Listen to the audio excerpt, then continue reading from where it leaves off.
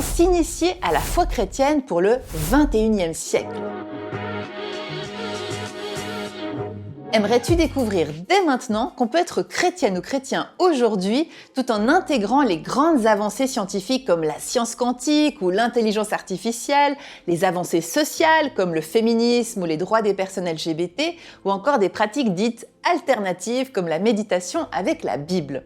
Alors je sais que pour certains ça va paraître une hérésie diabolique ou quelque chose d'impossible et pourtant je suis loin d'être seule.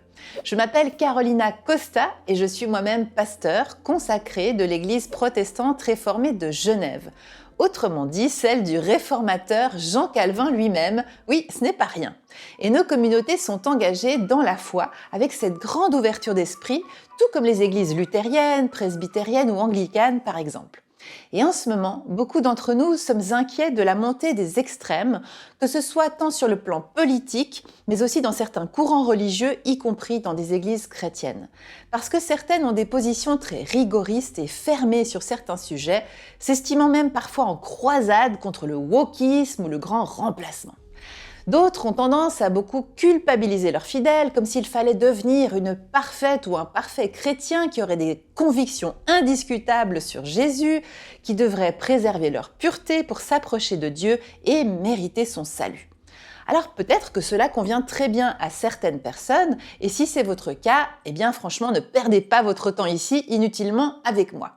Mais il se trouve que dans ma pratique de pasteur, je rencontre énormément de gens qui me partagent plutôt l'inverse. C'est-à-dire leur découragement, leur désarroi, leur fatigue spirituelle, leur tristesse, voire parfois même leur dégoût du christianisme à cause de ce genre d'expérience. Et j'avoue que je suis aussi toujours triste pour ces personnes et aussi surprise, parce que pour moi, Jésus, c'est justement l'antidote au rigorisme, au littéralisme et au puritanisme religieux. Chaque fois, je me dis, mais quel dommage, parce que la voix du Christ, c'est un tel trésor d'enseignement de vie, de liberté et d'expérience avec Dieu. Et je crois que dans les diverses crises actuelles que nous traversons, comme les guerres, la crise climatique, la montée des extrêmes, eh bien l'Évangile peut littéralement nous sauver. L'Évangile, c'est quoi? C'est ce que j'appelle la voie de l'amour du Christ.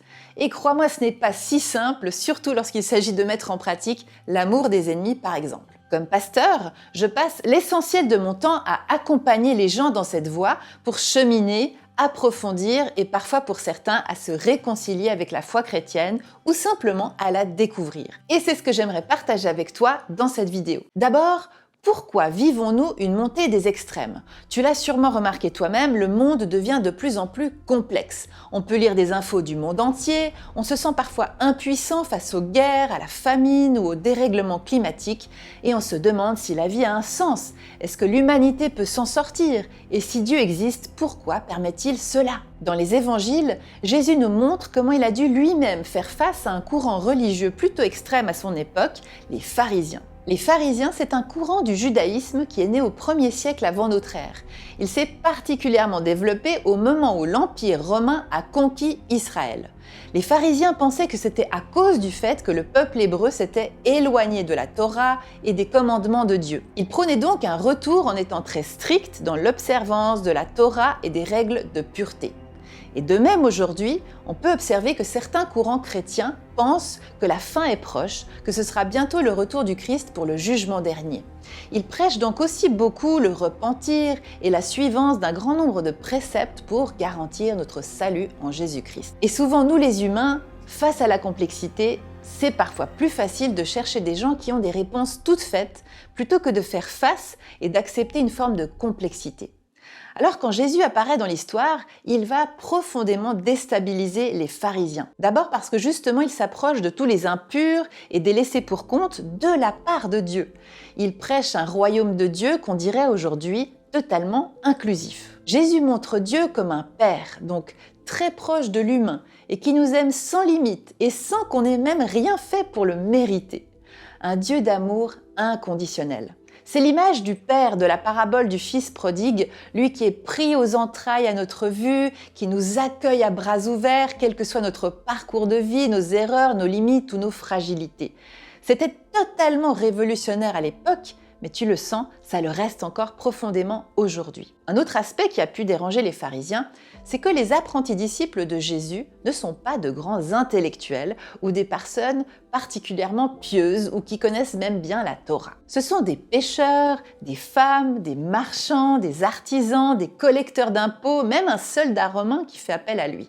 Autrement dit, 1. Pas besoin de faire de grandes études pour rencontrer Dieu et vivre dans son royaume, mais Jésus va encore plus loin. Il va dire « Le royaume de Dieu est à celles et ceux qui ressemblent à des enfants ». Et ce qui caractérise les enfants, c'est l'émerveillement, c'est qu'ils sont encore vierges de tout concept, tout est nouveau et tout est à découvrir. Et puis surtout, les enfants, ils ont le cœur ouvert et l'esprit curieux, ils sont libres. Et c'est peut-être d'ailleurs ce que tous les apprentis disciples ont en commun. Une véritable soif de Dieu, de plus grand qu'eux, et puis un cœur ouvert à la rencontre avec un esprit curieux. Parce que les disciples posent souvent de nombreuses questions à Jésus. Et poser des questions, c'est une des expériences humaines les plus fondamentales. Qui sommes-nous? D'où venons-nous? Pourquoi sommes-nous là? Pourquoi le mal, la souffrance, la mort? C'est normal de poser des questions. Et dans nos églises, personne ne vous dira jamais « ne te pose pas de questions » ou « arrête de penser ». C'est pas du tout dans l'ADN de la foi réformée protestante. Au contraire, nous adorons les questions. Elles sont pour nous un moteur essentiel de notre foi. Et d'ailleurs, dans mon propre chemin de foi, je trouve des réponses bien sûr, mais alors souvent surgissent de nouvelles questions et ma quête continue à l'infini. Parce qu'il est impossible dans une vie de savoir exactement qui est Dieu, qui est Jésus, qu'est-ce que la vérité ou quel est le sens de tout ça. Mais comme l'écrit une collègue théologienne, Francine Carillo, pouvons-nous entendre que lorsque nous cherchons, c'est que nous sommes cherchés? On le voit souvent dans les évangiles aussi, les disciples ne comprennent pas toujours Jésus. Mais c'est avec le temps, c'est en traversant les épreuves que les enseignements se dévoilent au fur et à mesure. Et c'est ce que les auteurs du Nouveau Testament essayent de nous faire vivre, nous aussi, par-delà les siècles. Moi, par exemple, j'ai découvert les évangiles à l'âge de 15 ans et je suis tombée amoureuse de ce Jésus révolutionnaire et de la Bible. Et dans ma vie, je suis passée par différentes phases dans ma foi, comme les disciples. Je suis passée par le doute, l'oubli, la peur, la souffrance, le deuil, la violence, les attaques. Et aujourd'hui, je peux vraiment témoigner que suivre la voie du Christ me sauve au quotidien. Il m'a ouvert à une foi, une confiance profonde en Dieu qui change tout. Et comme j'avais une vraie passion quand j'étais jeune, j'ai décidé de faire des études de théologie à l'université. Et puis par la suite, je suis devenue pasteur dans l'église protestante de Genève en 2009. Ma mission première en tant que pasteur depuis le début, que ce soit sur le plan local dans ma communauté ici à Genève ou sur le web avec mes vidéos ou mes lettres, c'est de partager ces trésors de l'Évangile et d'accompagner les personnes dans leur propre cheminement. Sur le web, avec mon équipe, au-delà de tous les contenus en libre accès que tu as peut-être trouvés, nous proposons aussi des parcours qui ressemblent à ce qu'on appelle maintenant des masterclass, mais que nous appelons des vidéolivres. Et j'en profite pour te dire qu'en ce moment, les éditions Otalahalta proposent une offre spéciale sur ma formation très complète qui s'appelle Initiation à la foi chrétienne pour le XXIe siècle. Elle s'adresse à toutes les personnes qui souhaitent simplement découvrir ou revenir à la foi chrétienne, mais autrement, avec cette approche inclusive, ouverte, contemporaine et intérieure. Cette offre, il faut que je te le dise, elle est valable 3 jours. Alors si tu veux y accéder tout de suite, il te suffit de cliquer sur le lien dans la description en bas de la vidéo. Une nouvelle page sécurisée va s'ouvrir et il te suffira de suivre les indications. Alors pour moi, s'initier à la foi chrétienne pour le XXIe siècle passe par 10 grandes étapes ou 10 grands thèmes ou 10 grandes questions autour de la foi, la Bible, Jésus, Dieu, le mal, l'amour, la prière, la résurrection, la vérité et être chrétien ou chrétienne aujourd'hui. Tu as dû comprendre maintenant que dans ma tradition spirituelle protestante réformée, nous ne sommes pas du genre à te dire ce que tu dois croire ou faire, mais plutôt à te donner des clés et des outils pour que tu puisses toi-même cheminer. À chaque étape de ce parcours d'initiation, je propose donc toujours d'abord une introduction à la question pour élargir notre horizon et situer la question. Pour la foi, qui est le premier chapitre par exemple, je trouve que c'est souvent un mot qui prête à confusion. On utilise souvent l'expression « j'ai la foi » ou « j'ai perdu la foi » comme si c'était un objet ou un contenu précis de croyance. Or, mon expérience, c'est que la foi, c'est surtout une manière de vivre. Et d'ailleurs, le mot « foi » en grec, par exemple, se traduit aussi par le mot « confiance ». Donc la foi, pour moi, c'est une vie, vécu dans la confiance que je ne suis pas seule, que Dieu existe et qu'il désire mon bonheur. Je crois que nous avons toutes et tous vécu au moins une expérience spirituelle dans notre vie. Un moment où la beauté d'un paysage nous a transpercés, où nous avons senti une chaleur dans le cœur, une présence ou un sentiment d'unité avec le grand tout. C'est différent pour chacune et pour chacun. Moi, par exemple, en 2005, j'ai eu l'occasion de faire un voyage au Tibet, toute seule, après une très grosse déception amoureuse qui a été liée aussi à une agression. En gros, c'était soit tu pars voyager, soit tu crèves. Je suis donc partie. Et un jour, au milieu de ces immenses étendues montagneuses de la chaîne de l'Himalaya, j'ai vécu une profonde expérience intérieure où j'ai profondément ressenti une vérité pour moi qui ne m'a jamais quittée, c'est que Dieu existe. Et quand je suis revenue en Suisse, j'ai voulu approfondir le bouddhisme que j'avais découvert là-bas. Et j'ai donc acheté un livre du Dalai Lama où il écrivait « Vous avez peut-être fait un voyage au Tibet et vous avez vécu une expérience spirituelle majeure et maintenant vous vous demandez si vous allez devenir bouddhiste. » Alors c'est une option, dit-il, mais la religion bouddhiste contient tout autant ses dogmes, ses rituels et ses traditions. Alors que vous pourriez peut-être aller chercher dans votre propre tradition spirituelle ce que vous avez vécu, parce que toutes les traditions spirituelles contiennent la même source. Et c'est donc ce que j'ai fait. C'est cette option que j'ai choisie, et c'est vrai. Je me suis replongée dans la Bible avec ce regard neuf, cette expérience, et j'ai retrouvé ce trésor de l'Évangile. Dans le deuxième chapitre du parcours consacré à la Bible, justement, je partage sur une difficulté que rencontrent souvent les gens qui veulent se lancer quand ils commencent à lire la Bible. Et c'est souvent avec le Premier Testament, ce qu'on appelle aussi l'Ancien Testament, mais c'est valable aussi pour le Nouveau Testament. Parfois, les textes peuvent être ardus et difficiles à comprendre. D'abord parce que ces écrits sont évidemment très éloignés de notre contexte actuel, et parce que certains récits peuvent parfois aussi heurter notre esprit cartésien ou notre conscience. Surtout nous qui avons grandi précisément avec les avancées scientifiques, sociales ou psychologiques du XXIe siècle. C'est bien normal puisque ces textes viennent justement de l'Antiquité. Alors quand on parle du ciel, par exemple, dans la Bible, c'est sûr qu'on ne peut plus croire que Dieu serait une espèce de grand barbu assis derrière les nuages, surtout après avoir vu les images de la NASA venues des confins de l'univers.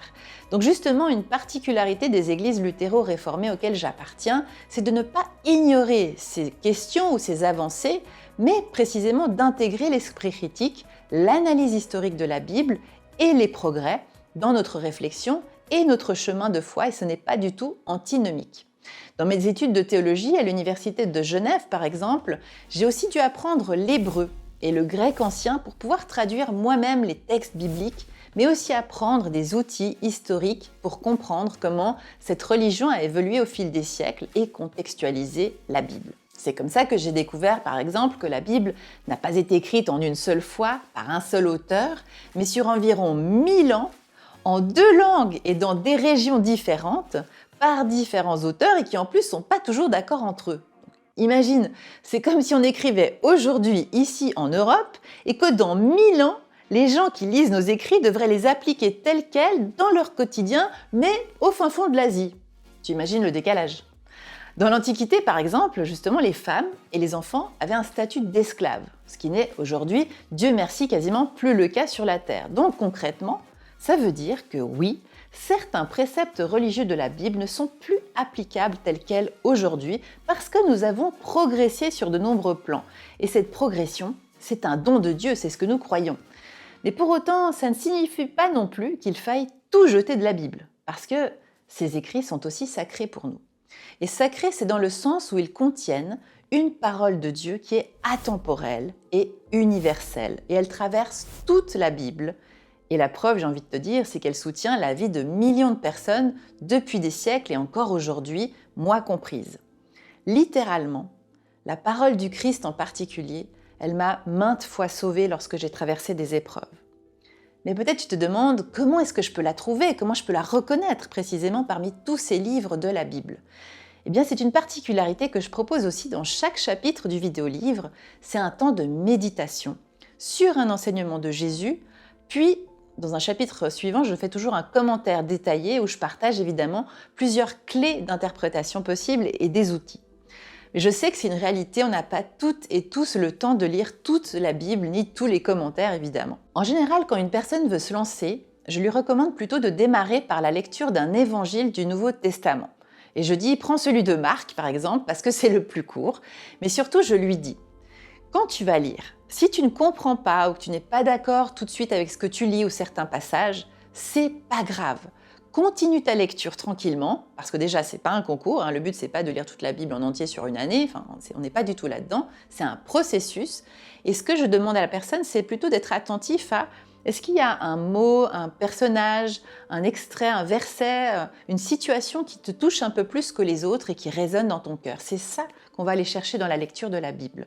Pourquoi ? Parce que l'un des grands mystères de la Bible, c'est justement que certains passages se révèlent à nous en fonction de ce que nous vivons. Et avec le temps, évidemment, ça change, parce que nous sommes vivants, en évolution, tout comme Dieu est vivant. Et sa parole aussi dans notre relation est donc forcément vivante. Et la pratique de la méditation avec la Bible nous permet justement d'approfondir bien plus les enseignements du Christ. D'ailleurs, comme je te l'ai expliqué tout à l'heure, une de mes passions, c'est la traduction de la Bible. Et j'ai ainsi découvert par exemple que quand Jésus parle du royaume de Dieu, en général dans toutes les traductions que tu vas trouver, ce sera écrit « Le royaume est au milieu de vous ». Mais en grec, entos humon veut vraiment littéralement dire « au-dedans de vous ». Autrement dit, ça veut dire que le royaume de Dieu est au-dedans de vous. Et cette traduction, tu vois, elle met beaucoup plus en lumière le fait que la réalité du royaume, c'est de l'ordre de l'invisible. Ou on pourrait dire aussi la communion entre le dedans et le dehors. Ou plutôt de la communion entre le visible et l'invisible. C'est aussi quelque chose qui doit grandir en nous. Comme cette fameuse semence que tu as peut-être entendue dans un enseignement de Jésus dans une parabole. La semence ou la graine, c'est précisément la parole de Dieu.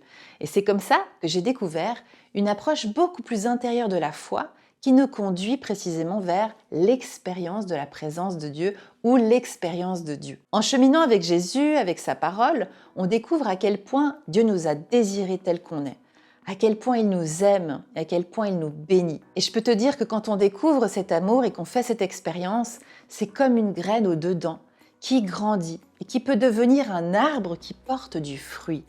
Et ces fruits dont parle Paul souvent dans ses lettres, c'est la patience, la douceur, la paix, la joie, la générosité ou la bonté. Et ces fruits, on va pouvoir les redistribuer autour de nous. C'est pour ça que la réalité du royaume, elle est à la fois du dedans et elle agit sur l'extérieur pour que d'autres graines puissent pousser encore et encore. Comme le dit encore autrement le psaume 1, « Bienheureuse la personne qui aime l'enseignement du Seigneur, qui la médite jour et nuit. Elle est comme un arbre planté près d'un cours d'eau. Elle produit ses fruits quand la saison est venue et son feuillage ne perd jamais sa fraîcheur. Tout ce qu'elle fait réussit. » Tu vois, donc là, il y a vraiment un parallèle entre le Premier Testament et le Nouveau Testament. Et cet accent sur la méditation de la parole de Dieu dans le silence et l'écoute profonde. Et c'est vraiment quelque chose que je recommande dans l'initiation à la foi chrétienne. Et donc c'est pour ça que je conduis pour chaque thème une méditation par chapitre sur les grands enseignements de Jésus. D'autres grands thèmes, évidemment, c'est Dieu et Jésus, justement. Et dans mon chemin de foi, je n'ai jamais compris, j'avoue, pourquoi certains insistent tellement sur le fait qu'il faudrait absolument reconnaître Jésus comme fils de Dieu. Personnellement, je pense que la question est bien plus complexe et puis surtout que c'est une réponse qui évolue au fil de notre relation avec Jésus. À 15 ans, par exemple, moi, ce qui m'a touchée, c'était surtout l'aspect révolutionnaire que je percevais chez Jésus. Cet homme qui était tellement libre pour moi, qui n'avait pas peur de faire face aux autorités, qui incarnait cette justice, cette paix, cette charité. Plus tard, j'ai découvert le côté rabbin de Jésus, celui qui parle en parabole, qui ne répond jamais vraiment aux questions, mais qui relance par d'autres questions. Je dirais un peu le pédagogue de Dieu, celui qui conduit précisément au mystère plus grand. Et puis surtout, celui qui nous conduit aussi vers Dieu comme notre Père, c'est-à-dire cette découverte que nous sommes toutes et tous enfants de Dieu, fils et filles de Dieu, et donc qui nous conduit vers cette sororité, cette fraternité humaine absolument universelle. En fait, c'est vraiment dans les épreuves que j'ai rencontré le Maître, le Seigneur, et que j'ai pu l'appeler le Christ, parce que c'est là que j'ai vraiment compris à quel point Jésus renverse totalement notre cerveau, notre vision du monde, nos attentes de Dieu, et surtout que c'est l'amour absolu qui conduit au salut. Le salut, c'est ce qui me sauve, c'est pas forcément après ma mort, c'est ce qui me conduit aujourd'hui à une vraie liberté intérieure, à une joie profonde d'être, à une confiance inébranlable et surtout à cet amour agapé. Mais surtout, je sais aussi que je n'aurai jamais fini d'apprendre et de cheminer parce que, paradoxalement, plus j'en apprends et plus le mystère de la foi s'agrandit. Et c'est pas effrayant pour moi, bien au contraire, il y a quelque chose de très apaisant. Parce que j'ai compris, comme le dit Louis Evely, que justement Dieu n'est pas une idée extérieure à moi. C'est vraiment une expérience et un approfondissement au quotidien. Et plus tu cultives ta relation à Dieu, et plus tu le vois à l'œuvre dans ta vie. Et franchement, c'est tellement incroyable. Ce qui me conduit à te parler du concept de voie de l'amour ou la voie du Christ que je développe dans tout mon travail et dans l'initiation. Parce que souvent les gens me demandent « mais qu'est-ce qu'il faudrait faire pour être une bonne chrétienne ou un bon chrétien ?» Eh bien, un texte que je développe dans la formation, c'est quand Jésus dit son célèbre verset « Je suis le chemin, la vérité, la vie ». Alors comme tu l'as compris précédemment, la question de savoir qui est Jésus, ce n'est pas une réponse fermée. Jésus d'ailleurs commence par dire « Je suis le chemin ». En grec d'ailleurs, on ne met pas forcément le déterminant « le ». On pourrait aussi bien dire « Je suis chemin ». Et l'autre mot en français pour traduire le mot chemin, c'est du grec ancien, la voie. Que ce soit le chemin ou la voie, tu vois bien que c'est quelque chose d'ouvert, vers un horizon, vers quelque chose d'infini, c'est pas une voie de garage. D'ailleurs, les premiers disciples de Jésus au 1er siècle, on les appelait les adeptes de la voie. C'est pour ça que je dis souvent que Jésus n'a pas créé une religion, mais une voie, un chemin de vie. On marche avec Jésus, on l'écoute, on l'interroge, et puis ensuite on va partager le pain, le vin en allant au culte ou à la messe, on va vivre la contemplation dans un moment de méditation ou dans un monastère. C'est vraiment aussi trouver des sœurs et des frères avec qui échanger sur la parole, et puis bien sûr prier la prière que Jésus nous a transmise, le Notre Père, ensemble. Donc qui dit voie ou cheminement spirituel dit aussi entraînement. Et ça, on n'en parle pas très souvent dans la foi chrétienne. Mais la foi ou l'empathie, par exemple, ce sont des muscles et on peut les travailler. Et une chose qui m'a beaucoup aidée et qui m'aide encore régulièrement, c'est ma propre pratique de petits exercices spirituels très concrets et très quotidiens. Personnellement, je fais par exemple aussi du yoga en pleine conscience. Et je le dis parce que je suis désolée, mais ça c'est une vraie carence pour moi dans le christianisme, c'est que tout ce qui touche au corps, on n'a pas grand-chose à explorer dans notre tradition. Donc tu vois aussi ici mon ouverture à puiser parfois dans d'autres traditions spirituelles pour enrichir la nôtre. Surtout que l'apôtre Paul a dit lui-même « Vous êtes le sanctuaire de l'Esprit Saint, du souffle sacré de Dieu ». Donc prendre soin de son corps, c'est quelque chose de très important.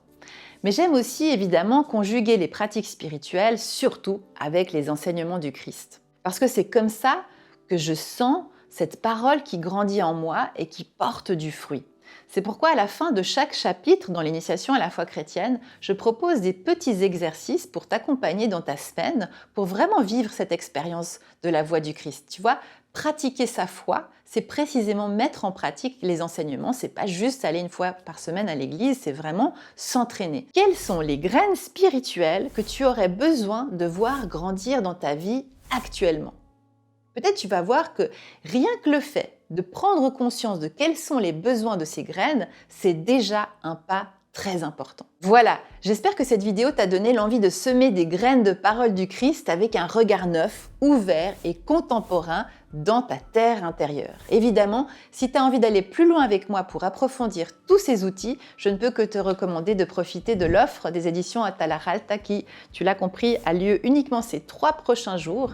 Et donc pour accéder à cette formation d'initiation à la foi chrétienne pour le XXIe siècle, tu as le lien juste en bas de cette vidéo. Il te suffit de cliquer, tu iras sur une page sécurisée et il faudra suivre le reste. En tous les cas, j'aimerais que tu te souviennes que tu n'es pas le fruit du hasard, que tu as été désiré, que tu es aimé tel que tu es, de la part d'un Dieu qui est tout amour, comme un Père et une Mère du ciel de tout amour, enfant du tout amour en Jésus-Christ, souffle sacré, Esprit Saint qui te bénit et te garde.